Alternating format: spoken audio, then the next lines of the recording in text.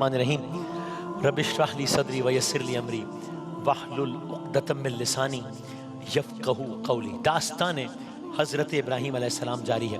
اب تک کا ریکیپ کیا ہے کہ مختلف واقعات ہو گئے ہیں، نارے نمرود والا واقعہ ہو گیا ہے، بت خانے والا واقعہ ہو گیا ہے، ابراہیم علیہ السلام کو فرشتے نے بتایا کہ آپ کے ہاں اولاد ہوگی، ابراہیم علیہ السلام کی اولاد ہو گئی ہے، اسماعیل علیہ السلام اس دنیا میں آ گئے ہیں، اسحاق علیہ السلام اس دنیا میں آ گئے ہیں، ابراہیم علیہ السلام ایک کہہ لیجئے میدانی علاقے میں خیمہ زن ہے اپنے اہل خانہ کے ہمراہ۔ کل ہم نے یہاں داستان روکی تھی کہ اب یہاں پر ایک ایسا حکم خداوندی آتا ہے جو اس داستان کو بالکل ایک نیا موڑ دیتا ہے۔ وہ کیا ہے؟ ہم نے کہا تھا کلرز کریں گے، آج آپ کی اس خدمت میں عرض کرتے ہیں۔ شب و روز اس طرح بسر ہو رہے ہیں اور آپ جانتے ہیں کہ ابراہیم علیہ السلام کو اولاد اللہ تعالیٰ نے کتنے سالوں بعد، اور وہ سارا بیان ہو گیا۔ اب آپ کو حکم دیا گیا کہ اس معصوم بچے اسماعیل علیہ السلام اور ان کی والدہ جناب ہاجرہ سینکڑوں میل دور ایک ایسی وادی میں چھوڑ آئیے جہاں نہ آدم تھا، نہ آدم زاد، نہ پانی تھا، نہ زرخیزی، چہار طرف تپتی سنگلاخ چٹانیں، نو مینز لینڈ۔ یہ بالکل ایک داستان کا نیا رخ ہے، اگر میری آواز بڑھا سکے کہ اللہ کے نبی کو حکم ہو رہا ہے اپنی اولاد کو اور اپنی زوجہ کو ایسے مقام پر حکم ہوا جناب ہاجرہ اور ان کی اولاد کو لے جائیے اس وادی میں چھوڑ آئیے۔ ایک باپ ہو کے سوچیں جو اولاد والے ہیں، حکم دیا جائے کہ آپ اپنے بچے سے جدا ہو جائیے، مشکل ہے، چلیں اگر اس کو برداشت کر بھی لیں، حکم دیا جائے بچے کو کہیں چھوڑ آئیں، بہت مشکل ہے، چلیں ایک لمحے کو سوچیں برداشت کر لیا جائے، حکم دیا جائے بچے کو اس کی ماں سمیت پہاڑوں کی وادی میں چھوڑ آئیں جہاں بظاہر موت یقینی ہے، اس لیے کہ زندہ رہنے کے لیے کچھ ریسورسز چاہیے نا۔ مطلب آج میں اس ماحول میں بھی رہ رہا ہوں، اگر کچھ چیزیں سلب ہو جائیں، کھانا پانی یہ وہ، تو پھر کتنا جیوں گا۔ یہ تو اس ایسی جگہ کی بات ہو رہی ہے جہاں پر کوئی ریسورس اویلیبل ہی نہیں ہے، تو ڈسکنیکٹ ہونے کی تو بات ہی نہیں ہے، اویلیبل ہی نہیں ہے۔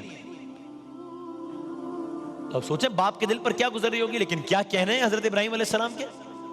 پہلے خدا نے نمرود جیسے بادشاہ کے سامنے لا کھڑا کیا، ابراہیم علیہ السلام ثابت قدم سرخرو ہوئے، پھر اگلا مرحلہ آیا، 80 سال کے بعد اولاد ہوئی، لیکن پھر ابراہیم علیہ السلام کے رب نے آزمائش میں ڈالا، گویا اپنے ہاتھوں اپنے بیٹے اور زوجہ کو بظاہر موت کی وادی میں چھوڑائیے۔ اللہ کا نبی کھڑا ہے اللہ کے حکم کے آگے، کیا کہنے ابراہیم علیہ السلام کے، سر جھکایا، سواری تیار کی، اونٹنی تیار کی، قافلہ روانہ ہو گیا، قافلہ جا رہا ہے۔ زوجہ نے پوچھا کہاں؟ کہا رب کا حکم ہے۔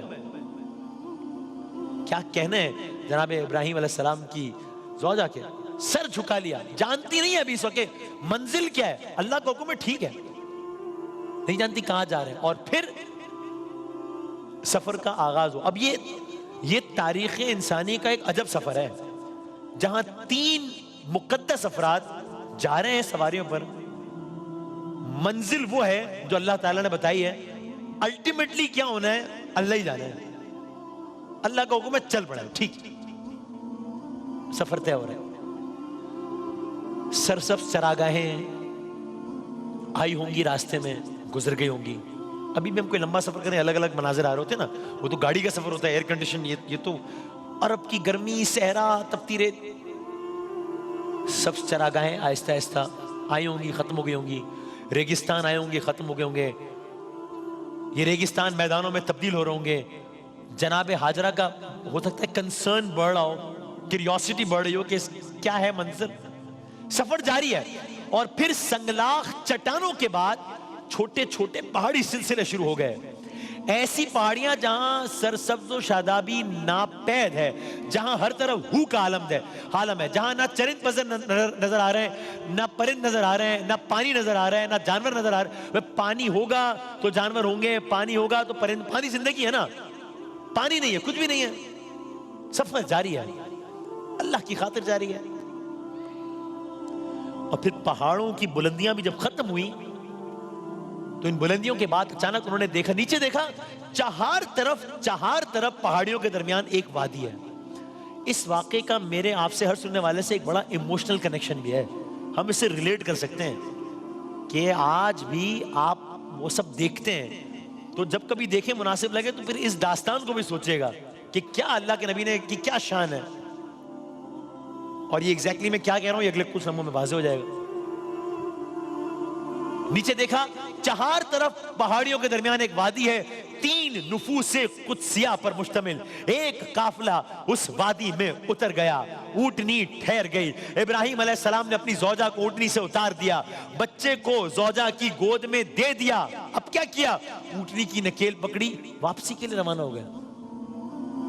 واپسی کے لیے روانہ ہو گیا.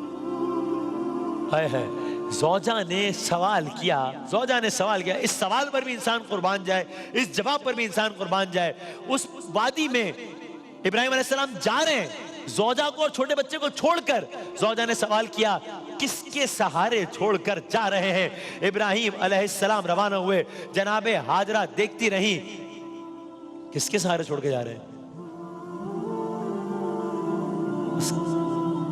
جس کے حکم پر لایا ہوں اسی کے حکم پر اسی کے سہارے چھوڑ کے جا رہا ہوں. جس کے حکم پر لایا ہوں اسی کے سہارے چھوڑ کر جا رہا ہوں. یہ سوال اور یہ جواب. آپ کی آنکھوں سے رفتہ رفتہ ابراہیم علیہ السلام اوجھل ہو گئے.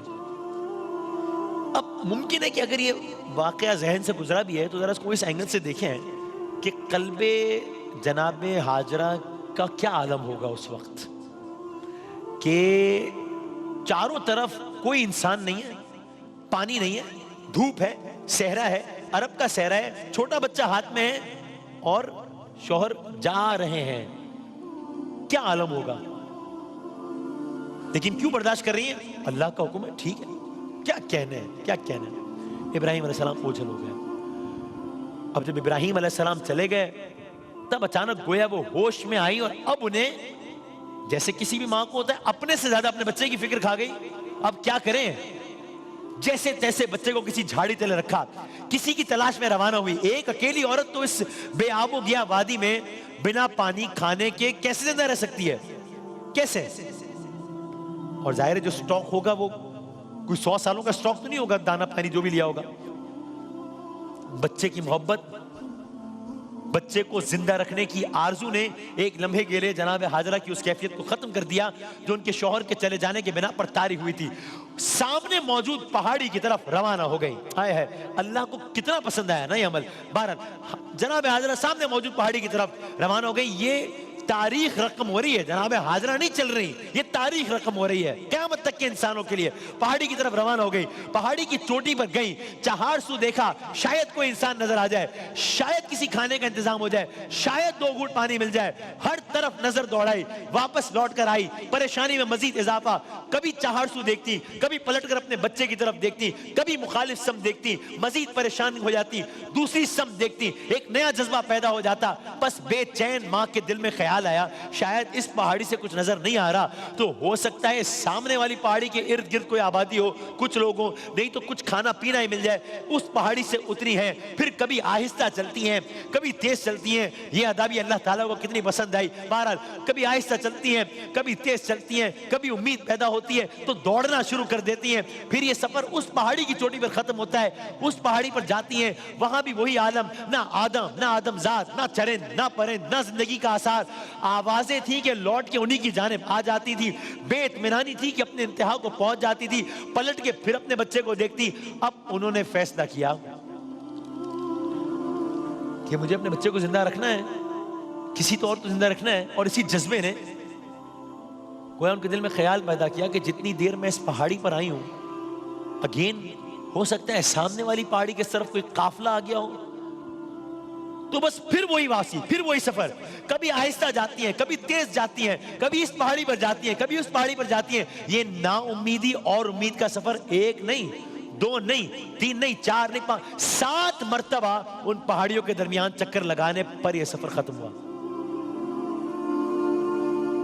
اب یہ ماں ایک عجب عالم میں اپنی اولاد کی طرف دیکھتی ہے. اولاد چھوٹی ہے بھی, بظاہر امید کی کوئی کرن نظر نہیں آ رہی, زندگی کے کوئی آثار باقی نہیں ہے, غذا کا کوئی سامان باقی نہیں ہے, پانی نہیں ہے, پانی کی کوئی امید بھی نہیں ہے. اچانک ایک عجب منظر دیکھ رہا ہے آپ کی زوجہ نے. کیا منظر دیکھا؟ ایک عجب منظر دیکھا کہ اس عالم میں جب یہاں سے وہاں, وہاں سے وہاں جا رہی ہیں اور پانی کی تلاش ہے, اور پانی کا کوئی مکان ہی نہیں ہے دور دور تک.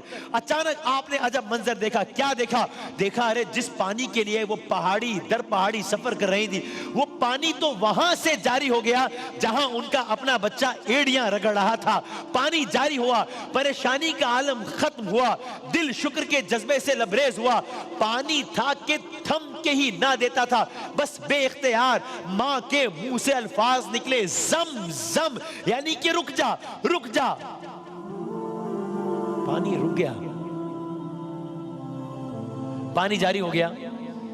اب کیا یہ ماں جناب ہاجرہ اپنے بچے کی حفاظت کرنے میں کامیاب ہوئی, اور اس کے بعد اب کیا کریں گے؟ اب یہ واقعہ ہو گیا, پانی میسر بھی آ گیا اور اس وادی میں تو آ گئے.